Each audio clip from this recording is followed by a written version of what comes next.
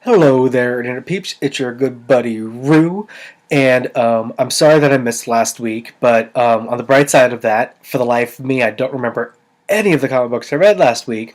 So I'm just going to go ahead and pretend that week was a week of full of fail, and just be done with it. Moving on to what I consider the bad books of this week, I'm going to go ahead and admit that two of the three bad books I will focus on aren't really all that bad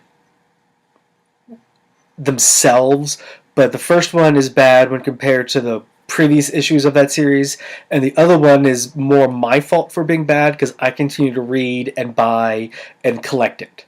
The first one, Avengers 19, um, kind of keeps with the theme that I had my last episode, where he said that Bendis feels like he's been, I don't want to say, he just hasn't been on the ball. He's been treading water, especially with Moon Knight 7. I really didn't like Brilliant, and Avengers 19 and even 18 keep with this new status quo of Bendis just kind of phoning it in.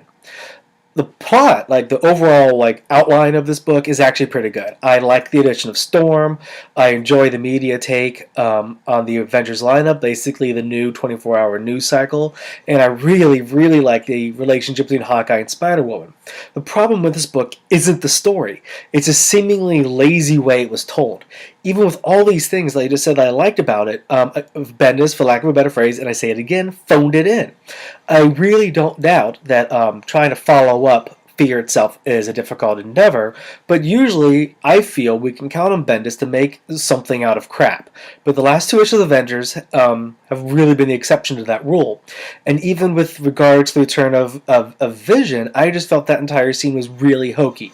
And on top of all of that, and from the people that I've spoken to and seen on the www.theouthousers.com, the world's greatest comic book website, I know that I just really might be alone in this, but Acuna, however you say his name, this guy, the artist, he really doesn't do anything for me. I find his art more of a distraction than a complementation of the story.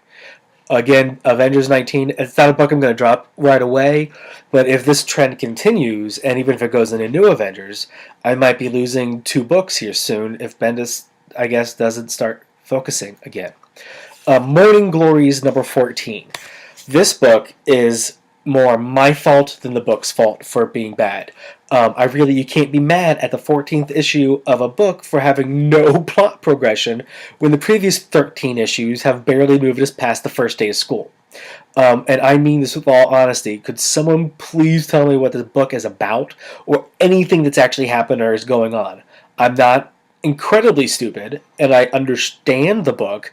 I just have yet to see any real movement in any character development, any story, any kind of clues as to the mystery that is the Morning Glory Academy. And I'm all for a slow burning mystery, but after almost a year and a half, there needs to be clues to help the reader solve the mystery. That's the point of a mystery. Instead, I have 14 issues of a book whose story Bendis would have told in 7 issues. Bendis, the guy who took 6 issues to kill Uncle Ben, would have told more plot in 7 issues than Spencer has told in 14. I really don't know why I'm still reading this book. I really, really think that part of me is waiting for something interesting to happen, and that's just it. It's my fault, and I even saying that out loud just makes me feel like crap. And finally, the actual bad book I read this week, Spaceman number 1. I know I'm late to the game on this. I know this came out quite a few weeks ago. Issue 2 might even be out, but I picked it up. It was only $1. Because Vertigo does that with the number ones, and I fully support that. But even with that dollar price point, I feel I was ripped off.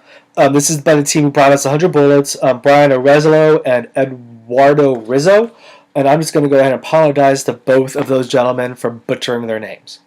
I'm going to go ahead and say this, as much as I like the 100 Bullets, Azzarello has really only written 2 good things: the comic book 100 Bullets and the graphic novel Joker. Wait, no, hold on, wait. If you can find it, his Cage mini for the Max line a couple years ago was totally bitchin'. So that's a third thing that he's written that I really, really enjoyed. The Flashpoint Batman series was actually pretty good, but again, it was 3 issues and it didn't matter. But I guess I'll add that to my list of good Azarello books.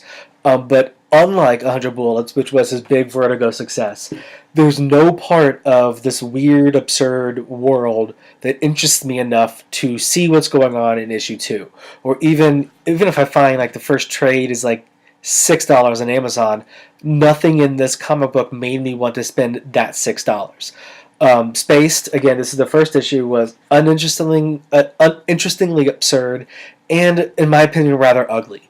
I really did like Rizzo in 100 Bullets. I liked that it was one artist throughout, and I was willing to deal with some delays because of that, and also because Azarello was on Batman for a bit.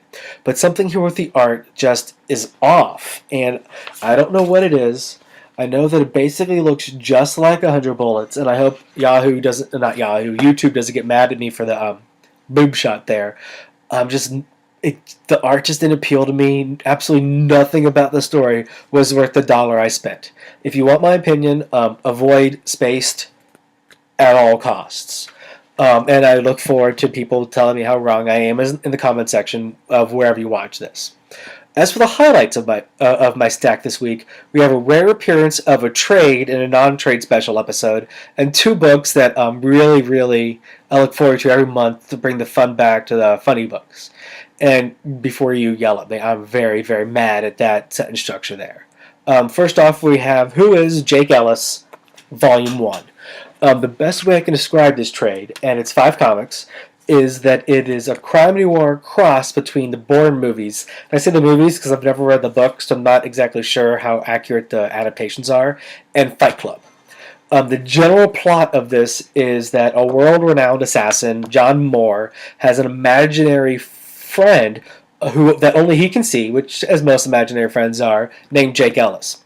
Now, Jake Ellis knows things that Moore couldn't possibly know, and this helps the assassin keep one head in step of the authorities and all the shadow governments that are hunting him down. Past that, the structure of this story is such that if I really say anything else, I might ruin the book for you. But I will say this. The writer, Nathan Edmondson, and I think I pronounced that right here, he does a fantastic job of telling this great story, but also ending it. It is a limited series in such a way that if this is it, if this was we're not ever going to see this universe again, it's a good finite story. But also, and I think I've heard a rumor that there's going to be another volume of this coming out soon, there's enough room in here to explore the universe even more, that this was so good that as soon as issue 1 is out, I'll tell myself I'm going to pre-order volume 2. If we get more of this, I'll be happy as a happy thing. I don't do happy, so I'm not exactly sure what a simile there is. Also, and they admit this in the flap, that I'll never be able to pronounce the artist's name. I'm just going to call him Tony CZ. I have no idea what to call him. His art is perfect for the story that's told here. The settings, the theme of the scenes and everything is told very well visually and again through the writing itself. Now, Deadpool number 46. Now, I know that there's a lot of people who are just down on Daniel Way. Not only for Deadpool, but especially his Deadpool. And I'm saying this as a person who's been a fan of Deadpool since way back in the early issues of X-Force. I don't get the hate. I feel that Deadpool is kind of like the Incredible Hulk, where every writer who's ever tackled the character has put his own spin on Wade and Deadpool and that toy box. And this is going from Kelly to Fabian to Simone, Frank Terry, Daniel Way, and anybody else who's ever played there. And I feel that really Daniel Way is the only one who gets a lot of grief for his take on Way's insanity. And all that's neither here nor there. For the last 46 issues, counting this one, Way has managed to make me laugh out loud at least once while he's telling the story. And he's also able to move the plot forward without relying on stupid punchlines. And if you want to know how I feel about the writer who did that, see my rant on Victor Gischler anywhere on, I think, the first episode of Season 4. But in this issue, Wade's reaction to, I guess his name is Evil Pool, and he's basically somebody had collected all the bits and pieces of Deadpool that had fallen off of him throughout the years, and because he has a healing factor, put them all together and created Evil Pool. But Wade's reaction to him just in one scene is just classic. My wife came downstairs and asked me what was so funny, and I explained the scene to her, and she actually kind of chuckled. But what really made this book was the last scene and the setup for issue 47 for Captain America versus Deadpool. Again, and this is if you have gone back and ever read Kelly's run, they have faced off before. I really just the way Deadpool is and the way the rest of the Marvel Universe views him, I'm actually really looking forward to see how he explains Evil Pool to non-crazy people. And finally, this month I have G.I. Joe number 172. Now this book is just too much awesomeness for its own good. Month after month, Larry Hama tells more of a story, and I don't even know how many pages this is. Tells more of a story with more character development, character depth, and more plot lines than any superhero book I can think of right now, maybe with the slight exception of Jeff Parker's Thunderbolts. But even there, he's focusing on one story per issue. Larry Hama has at least 3 storylines going through here, and it's just too cool to be reading. IDW brought back G.I. Joe, Real American Hero, with issue, I want to say, like 156. You have to remember, this is a continuation of the 1980 series. And just right after 156 came out, I went out and bought, one at a time, all the classic G.I. Joe trades that IDW has been putting out. And I think you can see them like right there behind me. I have all 12 so far, and I already have pre-ordered the 13th one that's due out in January. I'm shocked at how good the 1980 series was, and I love how good this book is.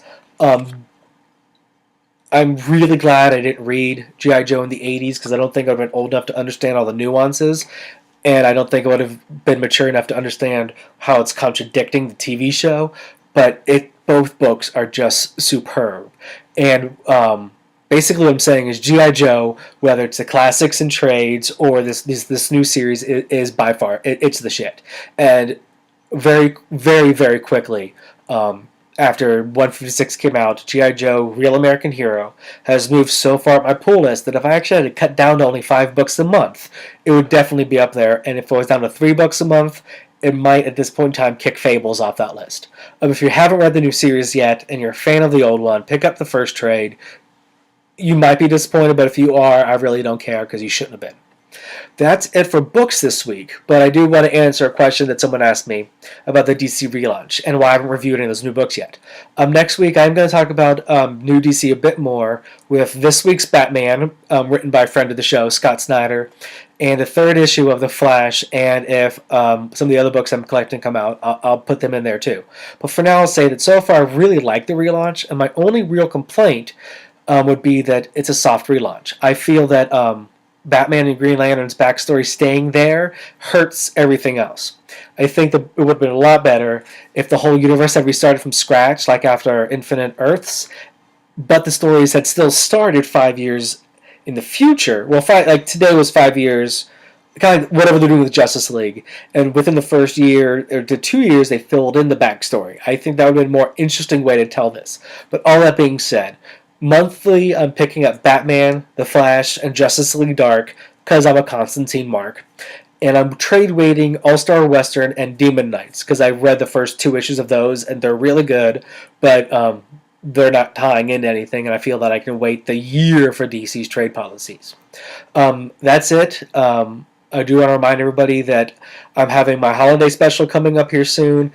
And I am also reading all 5 trades of the complete Clone Saga, and I will put you through the pain that I have felt reading it. Hopefully, I've never read it, so I might actually like it because I do kind of like awesomely bad things. So that's it. Have a good one. Later, Pete.